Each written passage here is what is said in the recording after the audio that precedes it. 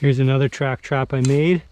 This actually, I used to have the trail camera over there when I had that buck walking by, and he's left another track here pretty recently. So that's a way to tell where animals are around without having to use trail cameras.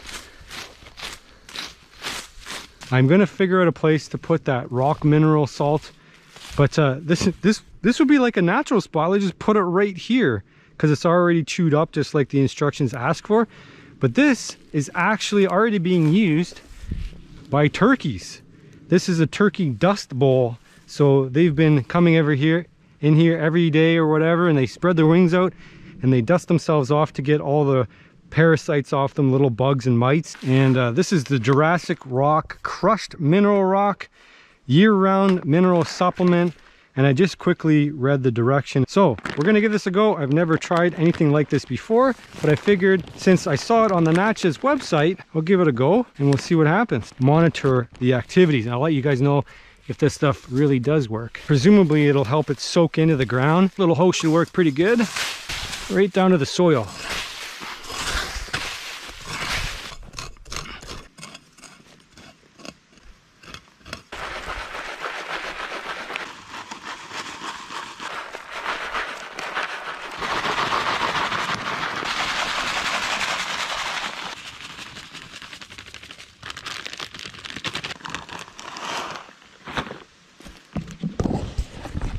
Natchez also has my favorite trail camera, Browning. So check out Natchez. They've got everything. I'm gonna set this up further than I normally would because I don't want any deer that come in here to be disturbed. Sometimes those big bucks get a little bit antsy. You guys know I put all sorts of game cameras out to check the reaction of different animals to the cameras, to the traps. You can see it's on and it's probably filming me right now. So that's set. I'll let you guys know if that crushed mineral rock from Natchez. Check out the website. Link will be down in the description. You can buy all kinds of things that you normally would be able to buy from a competitive big box store. It's got hunting, fishing, shooting, and even survival supplies. You buy it all online. And it's a well-run, and it puts customers first. So let's head back and we'll give this some time to work, and hopefully we produce a nice big giant delicious buck from all our hard work.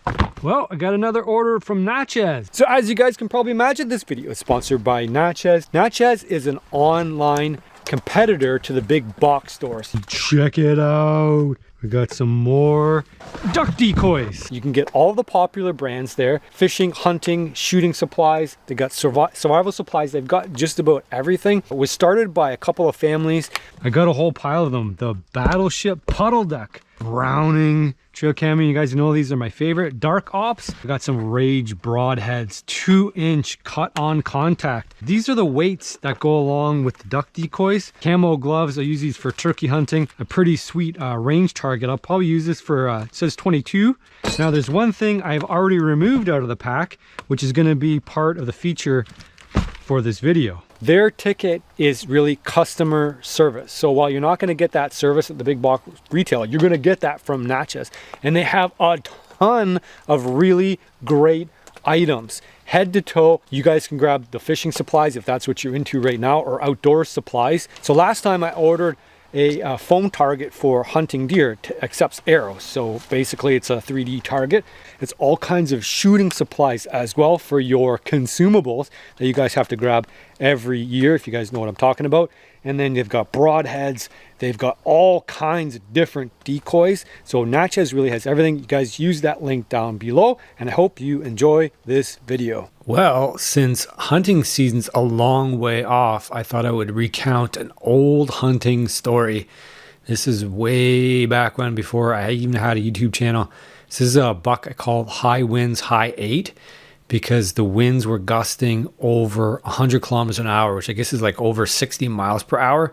So the trees were swaying and there was a big storm coming in, and we were told like not to go outside. And I just like, whatever. I was with a buddy. I put him in a tree not too far away from where I was. And this guy came in like as soon as I got up the tree. It was really interesting. Like I was jogging my buddy off. I showed him where the tree stand was. I came back and 2 bucks came running down the field. and then they caught my wind and took off. And then by the time I got up in my tree stand, I ran up. I'm like, something's happening. The deer are going crazy. Ran up the tree, and this guy came out massive, just an absolute massive deer. I actually didn't know how big the deer was. I just looked over and I saw antlers, and he was standing there, 10-yard shot, and I smoked him right in the heart. And he did about, I don't know, maybe 50, 60, 80 yards or something, but he went in a circle in this hardwoods, and then he just piled up. And when it came up on him, I'm like, holy smokes, this guy's absolutely massive. He ended up scoring over 150 inches, and it's only an 8-point. Super symmetrical deer, super, super heavy. And I was hunting this property with like 2 other guys, same exact spot. And I was lucky enough to get a shot at him. I've been hunting like crazy. I'll put the stats up at the end of this video. This is an old video, by the way. I had it up on my channel, and I can't actually play any of the native audio because I put music over it. You see how big this deer is? This is a giant horse. He was so rutted up too. It was quite the job to drag him out. And this is when I used to hunt. Like, all I did was hunt. I was into survival a little bit and camping and fishing, but I got the bug bad about this age, like in my 20s, and all I did was hunt. So like I was like over 80 hours in the tree stand, putting up tree stands everywhere. I was just getting into hunting, so it was one of those like unsolvable problems. And those challenges, unsolvable problems that you can't solve, they're just not easy to solve. Those are the ones that really drive me. So obviously I got a ton of meat off of this, and at the end, I'll see if I could read off real quick, but you know, I put a lot of effort into this. 10 yards, no tracking, heart shot, 22 hunts that season, but that's 88 hours, 9 stands. I saw 31 deer, passed them all up, and that day I was only in the stand maybe 10 minutes. I was still getting my stuff ready. So anyway, that was a pretty cool experience. Best buck to date. So according to the last video, or a couple of videos ago, you guys are probably wondering if these fish are still alive. Honestly, so am I. The water looks like a catfish pond still, and there's actually rainbow trout in there. At least there's supposed to be rainbow trout in there. Throwing the feed in is really the only way we can find out if those trout are still alive. They do like to go down in the bottom where it's nice and cool, and the aerator's not working today. That's by the dugoutdude.ca. He threw that our way. Come on, here fishy, fishy, fishy. Here, fishy, fishy, fishy, fishy. Well, this isn't looking good. Maybe you guys were right. Maybe this is just a pond for catfish. Here, fishy, fishy, fishy, fishy. Here, fishy, fishy, fishy, fishy. Well, they are not awake today. It's not looking good. Here, fishy, fishy, fishy, fishy. Well, I'm looking around the edges, but I don't see any dead fish. Kevin has been noticing that heron make some drive-bys lately. He caught it a few times landing while he was here. We're getting no activity. Last scoop. Come on. Kevin actually tried an experiment with aluminum sulfate. Put it in there, and it seemed like it worked for a couple of days, but because we've just recently made some modifications to the pond, it's silting up a lot more. We are thinking about like lining it with rock. It should be a pretty big project, but maybe it was something that can stop the clay from washing off the edges and getting so muddy. But you can see the fish are alive and healthy, but the water quality could obviously be a lot better. But that's not what we're focused on today. I just wanted to let you guys know that the fish are still alive. We're going to do an experiment now to see if this salt rock mineral lick stuff works. There's a little bit of a beaver dam over here, which we can check as well. See if it's been repaired, and indeed it has. So a few weeks ago, maybe a month ago or so, I noticed that there was a beaver making quite a bit of damage to the property. It was chewing down some poplar trees, and it was making quite a big dam and backing the water up, obviously flooding a lot of the surrounding area. But it wasn't as disruptive as other beavers have in the past. So this one, it's kind of interesting, is it like made trails up inside the woods here. I don't know if it was finding things to eat. I've noticed that they'll start to eat like cattail roots and stuff like that. So I followed the trail up there to see where it's going, and it just kind of suddenly ends. So that tells me there's a pretty good chance that this is It's just a beaver and no other kind of animal. And so I thought it would be interesting. So it was nearby. I could kind of mess around with the beaver a little bit and get some of the activity of a beaver and how it reacts to a dam break. The water there is not super deep enough to set a trap. And I didn't actually want to catch the beaver just yet. And it's kind of interesting, like all the pathways that they made up into the woods here. And I don't know exactly what they're looking for, but they're definitely looking around for something. So my objective really was to break the set and then get like close up trail camera footage of the beaver working the dam break and how it would repair it in this kind of habitat. So I set up my camera up on a tripod, had a good view there, and I ran it for a couple of days after I broke the dam. You can see the trickling out there. This is kind of a low-lying swamp, so it doesn't have really good flow. And then by the middle of summer, it actually stops flowing altogether because it's spring-fed, also runoff-fed, and it feeds into a larger river system. So here's me breaking it up close with a good tight view with the trail camera. So really my key was like, I wanted to get that beaver working that set and how it would react to it. So first you might think this is a beaver, but I want to pay attention to the size difference. So this is not a beaver, but it very much looks like a beaver, very beaver-like. But when the beaver comes in the frame, you'll see the difference, and it's pretty startling. So I don't know if you guys could tell what that is. I slow it down here, and the tail is really the dead giveaway for this animal. It's actually a muskrat. So here comes a beaver. Now you can really tell the difference between a beaver and a muskrat. This is actually a pretty big beaver. And I don't know if it's like the angle of the camera or the closeness of the camera, but I would say that's a pretty mature beaver. He comes in right away and he's like, dude, what's going on? Why is the water leaking out? But really what he's also doing, he's taking measurements. He wants to figure out how big this break is, how much material I need to bring in order to fix this thing up. So he starts off with a couple piles of mud that he probably grabbed from the shore, and he stuffs it in there, and he gets it good going, and then he comes back, he gets a little bit more energy. If you notice that beavers actually move very slowly, and he kind of feels around there. He really is like a snowplow here. Just grabs mud or a bulldozer and just throws it up on top there. And then he comes back for more. And then here's an interesting thing. I don't know why he decided to put a stick there, but I think maybe if like he mixes up sticks and mud, it gets a little bit more solid. And he's got some straw in there, which like kind of like a straw bale house or a cob house or cob construction. So he gets that log in place, and then he piles more mud in. And so I don't understand why he's got so much mud, why he would use that log, but it has something to do with like a beaver's engineering sense for sure.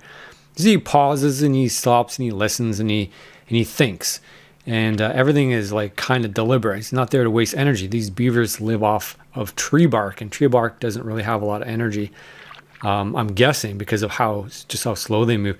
And here's an interesting little bit of behavior here where he's kind of feeling around, I think in the base, to see he doesn't want to shove it up on the top but then leave a gap. So I think he's trying to feel the bottom here for flow or gaps, and he's really trying to get a nice tight seam here. And then these are obviously different trail cam activities, and the beaver's obviously working over a long period of time. So some of the captures aren't necessarily caught, and because there's a lag also between impressions. So he's got a pretty good pile up there made, and I think he's going to get pretty satisfied with that, and as far as stopping the flow. And then here's some animals. There's a little mouse jumping by, so they benefit from the activity too, and the birds coming in looking for any insects that might appear on the mud. And I don't know if you guys can tell what this is with this kind of weird angle here, but that's actually a raccoon. The tail is always the giveaway for the raccoon as well. So they're using those beaver crossings, the beaver dams as crossings.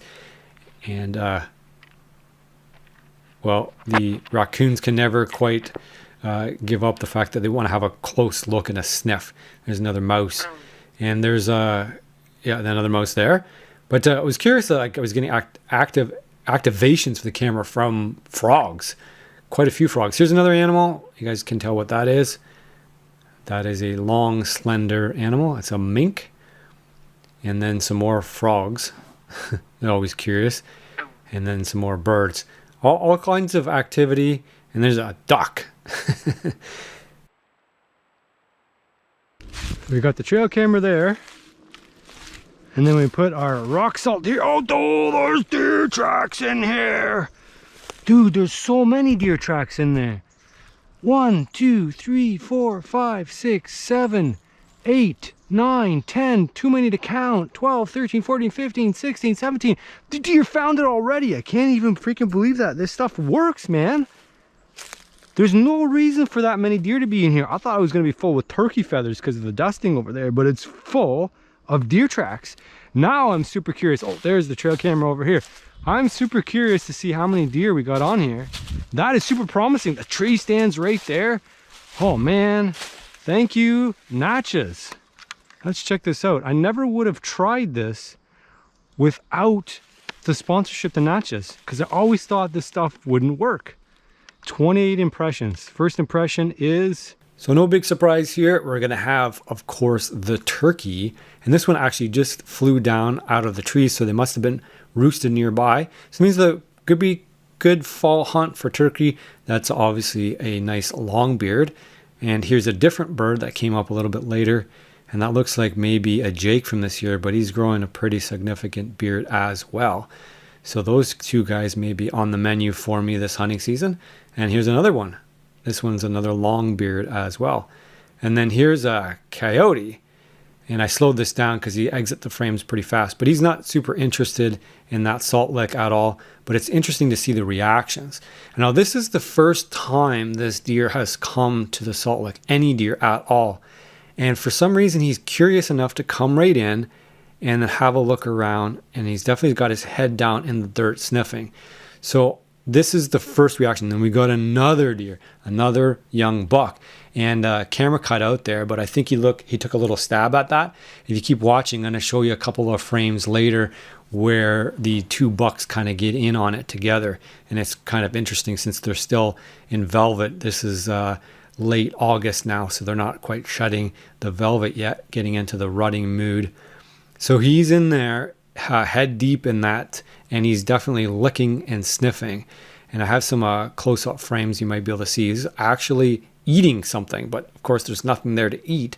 It's dissolved salt that's sunk in. So at this point in time, watching this footage the first time, I'm sold on this as a product. I didn't really think it was going to work exactly, but these animals spent a long time at this salt lick, and I'm going to show you quite a bit of footage of how they're using the salt lick and how frequently they're visiting. I don't know if you can tell how many times this camera's activated, but I had maybe 30 or so frames, but they keep coming back, and so they're obviously deficient of something. Watch this.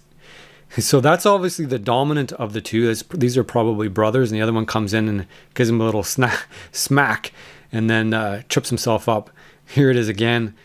You know, stab him in the butt and move him out of the way, and then they get a little bit of head contact, and then one knee butts the other one in the head, and then takes off. So I'm guessing these two are probably brothers. I'm guessing they kind of live nearby because I do have some daytime activity as well with these two bucks, which is coming up here now. You can see that deer definitely sticking his head in there and definitely consuming that salt. And then the benefit of using that trail camera is that I can see how the deer approach here and then how they leave.